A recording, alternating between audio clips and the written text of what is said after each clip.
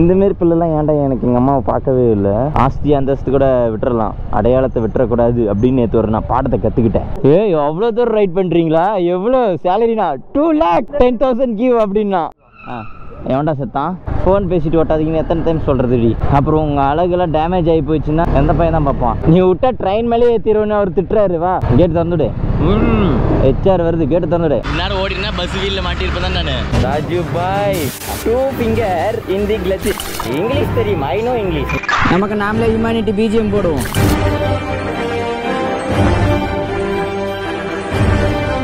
HR good morning, எல்லோரும் எப்படி இருக்கீங்க?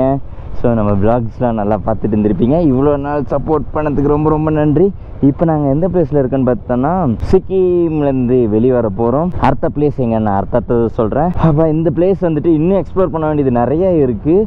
ஆனால் வந்துட்டு எனக்கு இந்த பிளேஸ்லாம் பார்க்கும்போது எனக்கு என் தாரில் பண்ணால் எனக்கு ஓகே அப்படின்னு மாரி தோணுச்சு. ஆனால் இத்தனை நாள் நான் வந்துட்டு ஏன் வந்துட்டு தாரில் சரியாக வீடியோ பண்ணலாம், அது எனக்கு விளாக் பண்ண வராதுங்க. அங்கே முன்னாடி டிஸ்பிளேல ஒரு கேமரா இருக்கும், அப்படின்னா யார்ட்டையும் சொல்லி தான் வீடியோ எடுக்கணுமா. அதனாலவே நான் தாரில் அவ்வளோ மோஸ்ட்டாக வீடியோ எடுக்க மாட்டேன். லாஸ்ட் வீடியோவில் பார்த்தீங்கன்னா இந்த இடத்துல நான் கேமரா கட்டியிருப்பேன், ஒரு ரோப் மாரி போட்டு தேவைங்கிற டைமில் இப்படி வச்சு அழுத்தி எடுத்தேன். அது எனக்கு பழக்கமாயிடுச்சு. ஸோ நான் அதன்மேட்டு மெயின்டைன் பண்ணலாம் அப்படின்னு சொல்லிட்டு இதுக்கப்புறம் தாரில் கொஞ்சம் பண்ணலாம் அப்படின்ட்டு நான் ஆல்ரெடி லாஸ்ட் வீடியோலே சொல்லியிருப்பேன்ல. கார் விளாக் அவ்வளோவா யாரும் என்னால் எக்ஸ்ட்ரீமாக பண்ணதில்லை, நாமளாச்சும் கொஞ்சம் பண்ணுவோமே. இப்போ பார்த்தீங்கன்னா எல்லாருமே பைக் விளாகர்ஸ் இறங்கிட்டாங்க. அதுக்கு நான் பைக்கை விட்டு வெளியே போல. Bike is my heartbeat. அது என்னதான் இருந்தாலும் அது நம்ம ஹார்ட் நம்மளை விட்டு பிரிய எடுக்க முடியாது. அதனால தான் அது செப்பரேட்டாக வந்துட்டு கார் விளாக் தனியாக வச்சுருக்கேன். அங்கே ஒரு ரைடர் இருக்காங்க, மூச்சு வாங்குது. 2 நாளாக ஹெல்மெட் போடலீங்களே சார். நேற்று வந்து சும்மா -டிகிரியில் இருந்தோம். ஆனால் என்ன ஒன்று, அங்கே ஒரு நல்ல ஒரு சீனுங்க. நாங்கள் சைனாவிட்ட போகும்போது டைம் உடனே மாறினுச்சுங்க. டைம் பார்க்கும்போது 5 மணி காட்டுனுச்சு. அதாவது என் வாட்சில் வந்துட்டு அப்பப்போ சேஞ்ச் ஆகும். என்னோட ஃபோனில் வந்து இந்தியா டைம் காட்டுனுச்சு. வாட்சில் நேற்று தான் செட்டிங்ஸ்லாம் வச்சுட்டு போனேன்.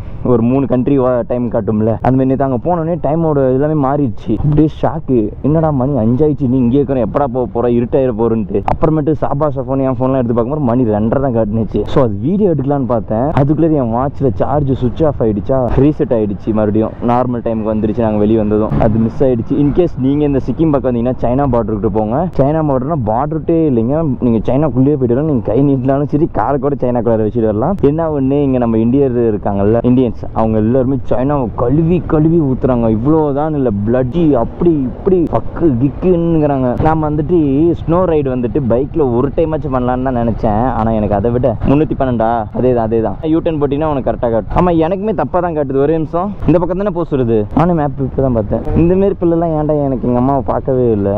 ஆனால் இங்கே ஹெல்மெட் போடலனா பெரிய ஒரு அஃபென்ஸ். அங்கே ஏதோ நாங்கள் ரொம்ப தூரம் ட்ராவல் பண்ணுறதுனால என்ன இல்லை, இவனை வார்னிங் பண்ணி விட்டாங்க. 12:30 மணிக்கு இங்கேருந்து சிலிகிரி போயிடும்னாங்க. அங்கே போய்ட்டு நம்ம அடுத்து போடணும். இது டேப் படித்ததுனால நிறைய ரீல்ஸ் எடுத்தேங்க. Insta360 ரீசெண்டாக Insta360 வந்துட்டு ஒன்று கிவ்அவே கொடுத்துடலாம், இல்லைன்னா வந்துட்டு அது சேல் பண்ணிடலாம் அப்படின்னு தான் பார்த்துட்டு இருந்தேன். ஆனால் நேற்று தாங்க எனக்கு பயங்கரமாக யூஸ்ஃபுல்லாக இருந்துச்சு. அது நான் ஒரு பொருள் விற்கலான்னு சொல்லும் போது தான் எனக்கு அதால் நிறைய யூஸ் ஆகுது. அதனால நான் Insta360 அந்த ரெட் கலரில் ஃபஸ்ட்டு யூடியூப் ஆகும்போது ஒரு Insta360 வச்சிருந்தேன்ல, அது வேணா நான் உங்களுக்கு கிவ்அவே கொடுக்குறேன். அதுக்கு வந்துட்டு நீங்கள் என்ன பண்ணணும்னா, நம்ம சேனலை சப்ஸ்கிரைப் பண்ணிவிட்டு இந்த வீடியோ உங்கள் ஃப்ரெண்ட்ஸுக்கு எல்லாத்துக்கும் ஷேர் பண்ணி விட்டு ஒரு கமெண்ட் பண்ணி விடணும். ஹே, மேப் மாற்றி காட்டுதுடா பின்னாடி.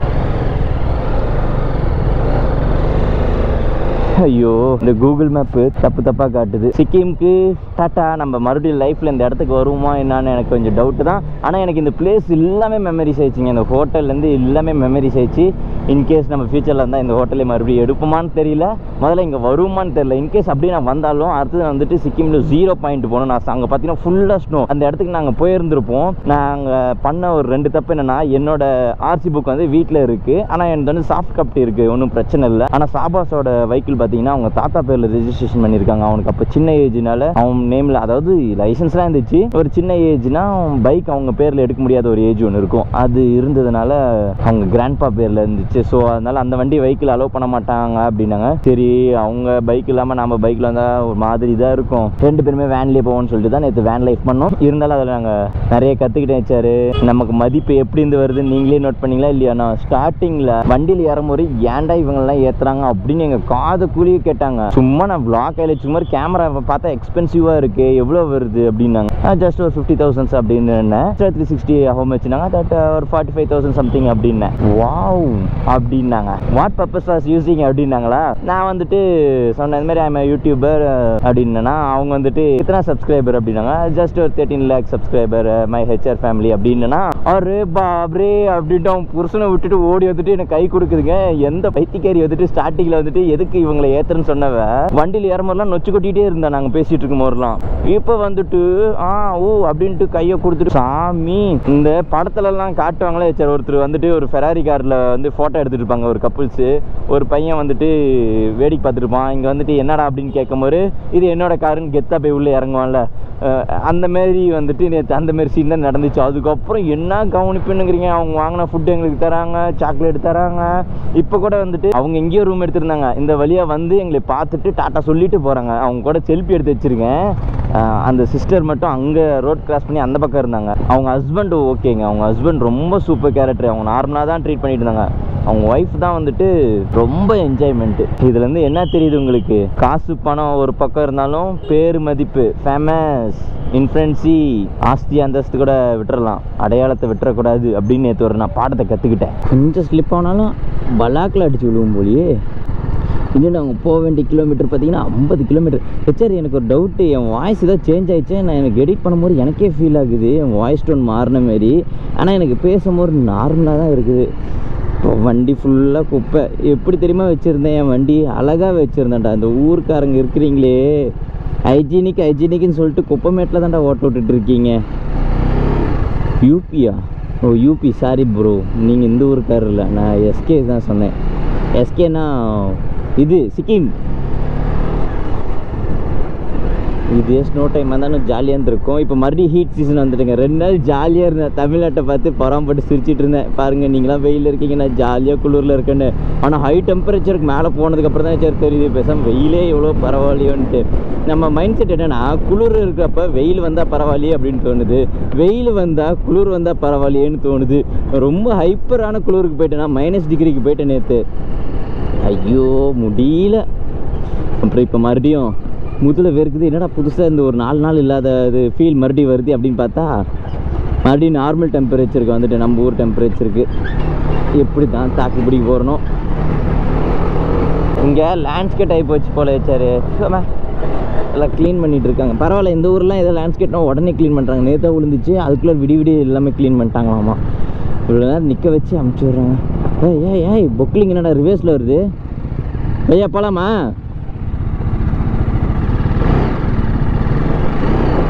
நாங்களாம் யார் ஆஃப் ரோட் வண்டியில் வச்சுருக்கோண்டா. எப்படி ஸ்மூத்தாக போகுதுன்னு மட்டும் பாரு. என் வண்டி பேலன்ஸ் வச்சுருக்கோம் பின்னாடி. என்ன பயந்துட்டியா? யாரா அது விளாக் பண்ண மாதிரி? ஓ எங்கள் மம்மியா? சரி இருங்க, எங்கள் மம்மி கால் அடிக்கிறாங்க, அவங்கள்ட்ட தான் போய் சொல்லிட்டு வரேன். போலீஸ் கேஷுவலாக நிறுத்துறாங்க. சரி, நம்மகிட்ட எல்லாம் பொல்யூஷன் இருக்கு. BS6னா பொல்யூஷன் தேவையில்ல தானே?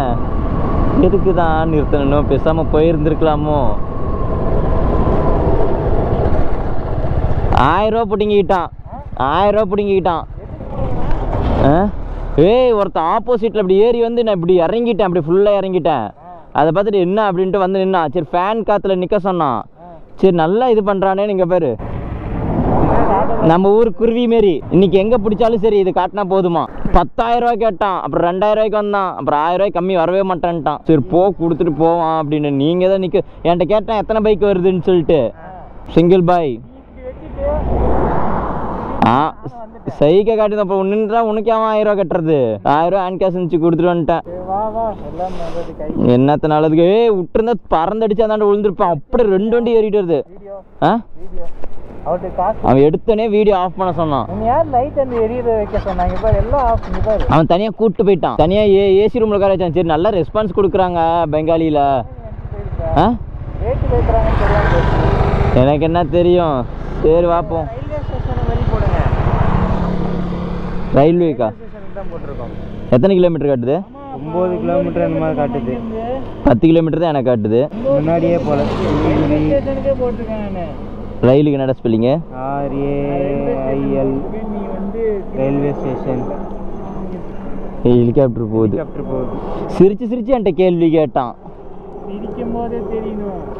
ஏய் அவ்வளோ தூரம் ரைட் பண்ணுறீங்களா? எவ்வளோ சேலரினா? 2,10,000 கிவ் அப்படின்னா. அடா பாவி, இது தெரிஞ்சிருந்தா நான் கொடுத்துருக்க சொல்லியிருக்க மாட்டேன். அந்த காயத்தை கட்டு பையன் 1000 ரூபா போ. நான் நினச்சேன் எங்களா ட்ரிப்பு ஸ்டார்ட் ஆகி இன்னமும் எந்த பிடிக்கலையே. எனக்கு தாட்டே இல்லை, அந்த ரைட்லேருந்து தப்பிச்சதே போதும் அப்படின்ட்டு வந்தேன். சோபா கேஷுவலாக வந்துட்டு இருந்தேன். சரி போலீஸ் கூப்பிட்றாங்கன்னு சொல்லிட்டு நானும் ரெஸ்பெக்ட் பண்ணி நின்னேன். சிரிச்சு கேள்வி கேட்டார். சரி நல்லா ரெஸ்பெக்ட் பண்ணுவாங்க அப்படின்ட்டு 10,000 ரூபா கொடுன்ட்டு பில்லை காட்டுறான். பொல்யூஷன் சர்டிஃபிகேட் இல்லை முடிஞ்சிருச்சுன்னு. அப்புறம் தான் தெரியுது BS6 இருந்தாலும் 2 வருஷம் தான் வேல்யூ, 1 வருஷம் தான் வேல்யூ, அதுக்கப்புறம் போட்டு தான் ஆகணும்னு. ஹெச்ஆர் நீங்கள் இதே BS6 வச்சுருந்தீங்கன்னா தமிழ்நாட்டுக்குள்ளே இருந்தால் பிரச்சனை இல்லை, கர்நாடகா தாண்டறதா இருந்தால் அந்த 100 ரூபா தான் வருது. 100 ரூபாய்க்கு இப்போ நான் 1000 ரூபா தண்டம் கட்டிட்டு வந்தேன். இந்த 1000 ரூபா வச்சு இன்றைக்கி ஒரு ரூம் செலவு முடிச்சிடலான்னு பார்த்தேன். சரி இவனுக்கு இன்றைக்கி 1000 ரூபாயில் பிரியாணி சாப்பிட்ணுன்னு தலையில் எழுதியிருக்குது. பையன் சாப்பிட்டுட்டு இருக்கான்.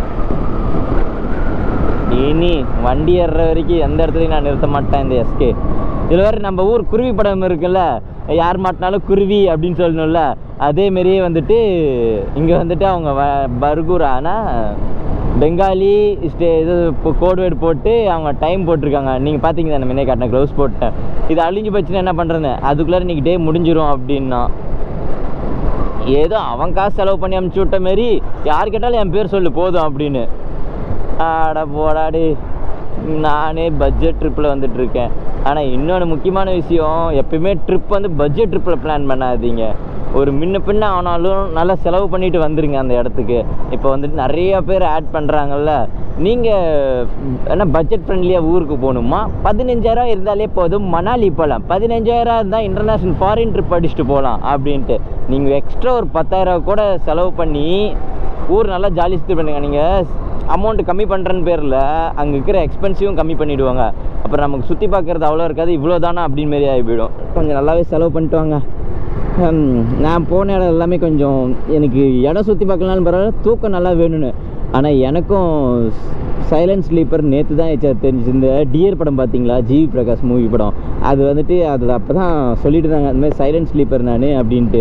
சின்ன சவுண்டு கேட்டாலேயும் தூக்கம் தெளிஞ்சிரும் அப்படின்ட்டு. அது ஒரு பக்கம் வியாதியாக இருந்தாலும் அது ஒரு பக்கம் வந்துட்டு இது பீஸ்ஃபுல், ரொம்ப அமைதியாக தூங்குறது, காமாக இருக்கிறவங்களுக்கு தான் அது பேர் சைலண்ட் ஸ்லீப்பர் அப்படின்ட்டு. அதேமாரி தான் நேற்று ஏதோ ஒரு தெருவில் என்ன ஹெலிகாப்டர் பறக்குது. அவங்க பாருங்க சரி ஹெலிகாப்டரு. இந்த ஹெலிகாப்டர்லாம் நான் எப்போ போவேன், நான் இன்னும் இந்தமாரி ஹெலிகாப்டரில் போனதே இல்லை. ஃப்ரீயாக அமுச்சு விட்ருக்கேன். அந்த என்ன இது ஏதோ ஒரு ஊர் பேர், அமர்நாத்லேருந்து என்கிட்ட கொஞ்சம் காசு கம்மியாக இருந்துச்சு. சரி நம்ம ஒய்ஃபை ஃபஸ்ட்டு அமுச்சு விட்ருவோம், நம்ம நடந்து கூட வரலான்னு சொல்லிட்டு அந்த மலையில் நாங்கள் நடந்தே வந்துட்டோம். நானும் சாபாசாவும். நான் இன்னும் போனதில்லை, ஒரு டைம் போகணுன்னு ஆசை தான், பார்ப்போம். இந்த ட்ரெஸ்ஸு போகும்போது ஸ்பார்க் வந்துச்சா? எனக்கு அமுச்சு விடு, ஸ்க்ரீன்ஷாட் எடுத்துக்கோ. இந்த அச்சு எடுத்துக்கோ. ஓகேவா? இந்த ட்ரெஸ்ஸு போகிறவரையும் நல்லா இருந்துச்சா, டக்குன்னு ஸ்பார்க் வந்துச்சு. தான் முன்னாடிக்கிறது. எவன்டா செத்தான்? வா, எவ்வளோ சொல்கிறாங்கன்னு தெரில. மாமா ரேட்டு கம்மி பண்ணி கொடு. என்னடா ரயில்வே ஸ்டேஷன் அடங்.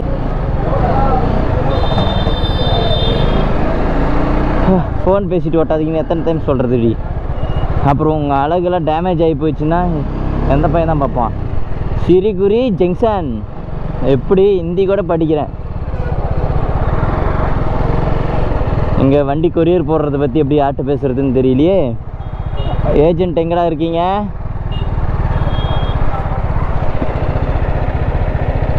இந்த இடத்த சுற்றி வருவோம். இதுதான் ரயில்வே ஸ்டேஷனா? ஏய் ஏர்போர்ட் மாரி இருக்குது ரயில்வே ஸ்டேஷனு. ஆனால் வண்டி எங்கே கொரியர் போடுறதுன்னு தெரியலையே.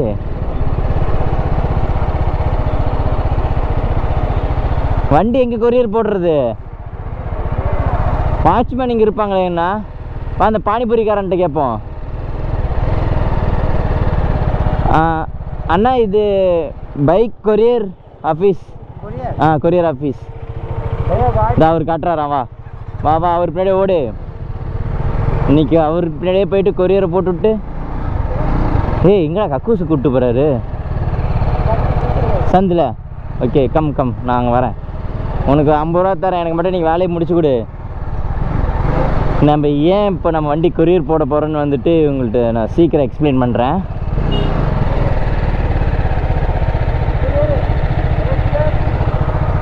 நீ விட்டா ட்ரெயின் மேலே ஏற்றிடுவோன்னு அவர் திட்டுறாரு. வா ஏய், லக்கேஜ் சேர்த்து கட்டி ஏற்றி விட்ருவோம், செருப்பு மட்டும் கையில் எடுத்துக்கோங்க. ஏய் அவங்க ரெகுலர் இங்கிலீஷ் வார்த்தை யூஸ் பண்ணாத.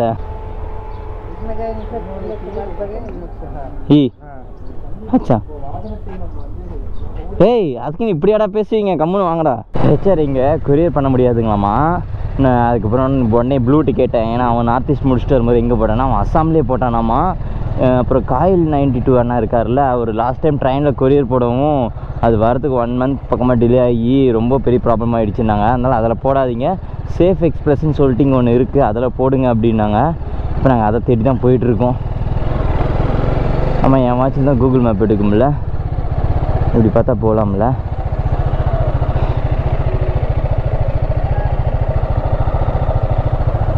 இந்த ஃபோனை வெளியே வருது.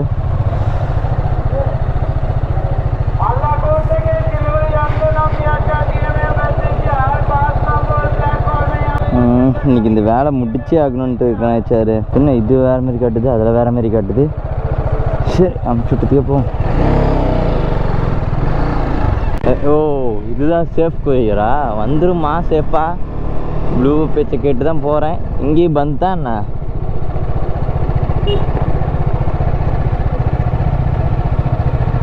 பார்த்துன்னு பையன் அழுந்தான்.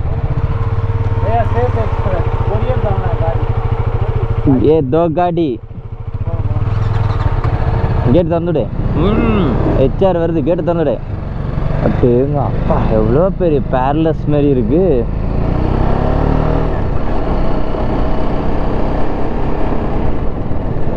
ஏய், எங்க முன்னாடி போய் கேட்போம். வா, இதுதானே கொரியர் போட போகிறோம். அதான் இங்கே கேட்போம். ட்ரெயின் இல்லை, ஆமாம், காரு பைக் எல்லாமே இப்படி தான் கொரியர் பண்ணுவாங்களா அந்த ஊருக்காரங்க. இது அதை விட சீக்கிரம் வந்துருந்தாங்க. ட்ரெயினாக 1 மாதம் இழுக்கடிச்சிருந்தாங்க. இங்கே யார் தெரிஞ்சவங்க இருக்காங்க? சிவாவுக்கு தெரிஞ்சவங்க யாராவது இருப்பாங்க பேர். தான் அந்த அண்ணன் இருக்கார் பேராங்க. அங்கே ஒரு அண்ணன் இருக்கார், இங்கே ஒரு அண்ணன் வராரு. ஹெச்ஆர் வண்டி கொரியர் பண்ணிவிட்டோம். வந்துட்டு 7 டேஸ்க்குள்ளார வந்துட்டு கொரியர் வந்துடும். நாங்களும் வந்துட்டு கொரியருக்குள்ளார தான் போகிறோம். இங்கேருந்து பஸ் பிடிச்சி கொல்கட்டா போய், கொல்கட்டாவிலேருந்து அங்கே ஒரு ட்ரெயின் பிடிச்சி சேலம் வரணும்.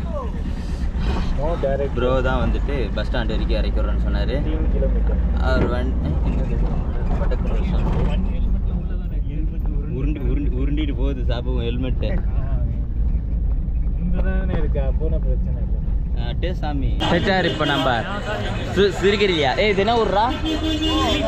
சிலுகுரியில் வந்துட்டு நம்ம வண்டி கொரியர் பண்ணிட்டோம். அண்ட் வந்துட்டு இப்போ நம்மளை கொரியர் பண்ணிக்க போகிறோம். பஸ் வந்துட்டு இங்கே எங்கேயுமே கிடைக்கலைங்க. எல்லாருமே வந்துட்டு ரொம்ப காஸ்ட்லி சொல்லிட்டு இருந்தாங்க. இங்கே வந்து கொஞ்சம் அமுக்கிட்டானுங்க. It's okay. எங்களுக்கு வந்துட்டு இங்கே இருக்க ஒன் டே எங்களுக்கு ரொம்பவே டைம் போக எங்களுக்கு அமௌண்ட் லாஸ் ஆகும். ஆல்ரெடி எங்களோட அமௌண்ட் எல்லாம் சுருட்டி பிடிச்சி எடுத்து போட்டுட்டோம். இன்னும் இருக்கிற அமௌண்ட் வச்சுட்டு ஊருக்கு போய் சேர்ற வேலையை பார்க்கணும். ட்ரிப்பு இதோட முடிஞ்சிருச்சா அப்படின்னு கொஸ்டின் மார்க்லாம் வச்சிடாதீங்க, இன்னும் இருக்குது. இப்போ ஊருக்கு போய்ட்டு வேறு ஒரு வண்டி எடுத்துகிட்டு வரதுக்கோசம் தான் நாங்கள் ரிட்டர்ன் போயிட்டுருக்கோம். ஆனால் இதில் நாங்கள் ஒன்று கற்றுக்கிட்டோம். இது ப்ளூபி தான் எங்களுக்கு சஜஷன் பண்ணோம். அது என்ன, சேஃப் எக்ஸ்பிரஸ், அதாவது கொரியர் ஆஃபீஸ் மாதிரி தான். நம்ம வண்டி 2 வீலர் கொரியர் பண்ணிக்கலாம். எங்கே இருந்தாலும் இந்தியாவில் எங்கே கொரியர் பண்ணிட்டாலும் சரி 5000 ரூபா தானாம்மா. பேக்கிங் சார்ஜோடு சேர்த்து ஒரு 7000 சொன்னாங்க. நோ வந்துடும். ஆமாம், நம்ம ரயில்வே ஸ்டேஷனில் போய் உட்காரலாம் தேவையில்ல. 5 நாள் நம்ம வீட்டுக்கே வந்து நின்றுருமா. இருந்தாலும் ஃப்ளைட்லேயே போயிருந்துக்கலாம். நாங்கள் வந்த பஸ் எப்படி தெரியுமா இருந்துச்சு? இப்படி தான் இருந்துச்சு. ஹெச்ஆர் இது வரைக்கும் நான் பஸ்ஸில் ஏறினதே இல்லை. இப்போ தான் ஃபஸ்ட்டு டைம், 2 டைம் ஏறி இருக்கேன். சென்னைக்கு ஒரு டைம் பத்திரிக்கை வைக்க போனல, அப்போ ஒரு டைம் நான் ஸ்கூலில் ஒரு டைம் தொலைஞ்சு போனேன். பஸ்ஸில் இறங்கிட்டு எந்த ஸ்டாப்பில் இறங்கணும்னு தெரியாமல் தொலைஞ்சு போயிட்டேன். ஒரு பஸ்ஸு காமிச்சிங்களே, நேபாள் போகிறோம். நேபாளுக்கு வண்டி விட்றா. இப்போ நாங்கள் எங்கே போயிட்டுருக்கோன்னா, இங்கேருந்து சாப்பிட போய்ட்டு இருக்கோம். நை டார்ஜிலிங்கே பஸ் இருக்குப்பா. பேசாமல் இங்கே சிறுகிரி இங்கேயே வந்து எங்கேயாச்சும் வண்டி நிறுத்திவிட்டு இல்லை ஊர் சுற்றி போயிட்டு வந்துருக்கணும். அங்கே தான் சாப்பிட போகிறோம். இன்னும் காலையிலேருந்து நாங்கள் கொஞ்சம் கூட சாப்பிடல சரி நீங்கள் தான் ரீல்ஸில் பார்த்துன்னா கொய்யாப்பழம் சாப்பிட்டா தெரியுது ரன்னிங்கில் ஓடுறேன் காலையிலேருந்து இப்போ தான் நாங்கள் தண்ணி குடிச்சிருக்கோம் இந்நேரம் ஓடினா பஸ் வீலில் மாட்டியிருப்பேன் தான் நான் பஸ் வீலில் நடு தான். இவர் பார்க்க நம்ம டேரக்டர் மாதிரியே இருக்கிறாரு. ஏய் இந்த பைத்தியக்காரி இன்னும் இங்கே தான் சுற்றிட்டு இருக்காளா பஸ்ஸில் வச்சாரு. ஒரு பிள்ளை ரொம்ப நேரம் எங்களை நோண்டிகிட்டே இருந்துச்சா இதுதான் சாப்பாசா நினச்சேன் நான் அவன்கிட்ட பேசிகிட்டு இருக்கேன். அப்போ நீ இவன் சாப்பாசா இல்லையா எங்கே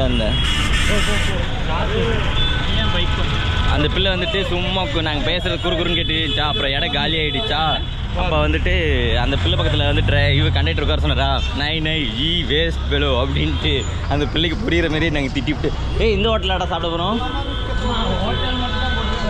செடி மறைச்சிக்கிச்சு. ஓ அது பாரா சாரிபா. நம்ம ஊர் ஜங்ஷன்லேயே சாப்பாடு இது வழி இல்லையா இருங்க நம்ம ஊர் ஜங்ஷன்லேயே சாப்பாடு எவ்வளோ கொடூரமாக இருக்குன்னு தெரியும். அதுவும் இந்த நார்த் சைடு வந்துட்டு சாப்பாடு ஓப்பன். ஏய் இது ஃபுட் வா சாப்பாடு விஷயத்தில் மட்டும் இந்த குறை வைக்க மாட்டான் அந்த ஹெச்ஆர். எந்த இடத்துல பேசணும்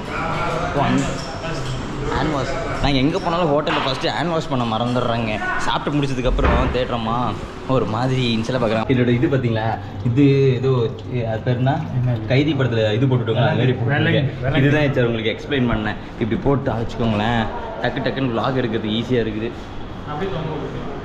அது என்ன நம்மளை பார்த்தா மட்டும் சீன் போடுறாங்க நம்மளை பார்த்தா நான் நார்த் ஈஸ்ட்டுமே தெரியலையோ